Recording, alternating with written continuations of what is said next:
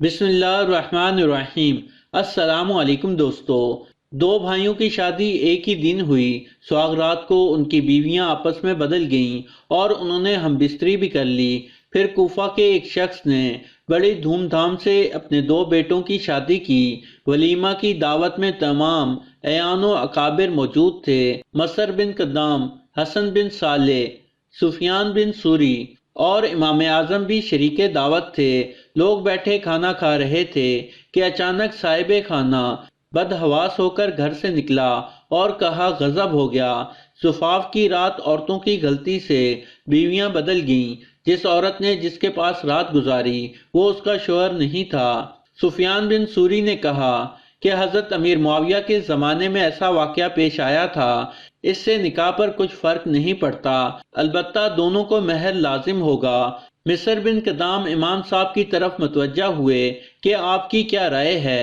امام صاحب نے فرمایا پہلے دونوں لڑکوں کو بلایا جائے تب ہی جواب دوں گا۔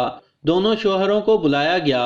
امام صاحب نے دونوں سے الگ الگ پوچھا کہ رات تم نے جس عورت کے ساتھ رات گزاری ہے اگر وہی تمہارے نکاح میں رہے تو کیا تمہیں پسند ہے؟ دونوں نے کہا ہاں۔ تب امام صاحب نے فرمایا دونوں اپنی بیویوں کو جن سے تمہارا نکاح پڑھایا گیا تھا تو اسے طلاق دے دو اور اس سے نکاح کر لے جو اس کے ساتھ ہم بستر رہ چکی ہے۔ حضرت سفیان سوری نے جو جواب دیا تھا مسئلہ کے لحاظ سے وہ بھی صحیح تھا کہ بیوی کے کسی اور کے ساتھ ہم بستر ہونے کی وجہ سے نکاح نہیں ٹوٹتا، مگر امام صاحب نے جس مصلحت کو پیش نظر رکھا وہ ان کا ہی حصہ تھا، اس لیے کہ بیوی کے کسی اور کے ساتھ ہم بستر ہونے کی وجہ سے عدت کا انتظار کرنا پڑتا۔ اس وقت ایک مشکل امر تھا۔ پھر عدت کے زمانے میں ہر ایک کو یہ خیال گزرتا کہ میری بیوی دوسرے کے پاس رات گزار چکی ہے اور اس کے ساتھ رہنے پر غیرت گوارا نہ کرتی، اور نکاح کا اصل مقصد الفت و محبت، اتحاد و اعتماد بڑی مشکل سے قائم ہو پاتا۔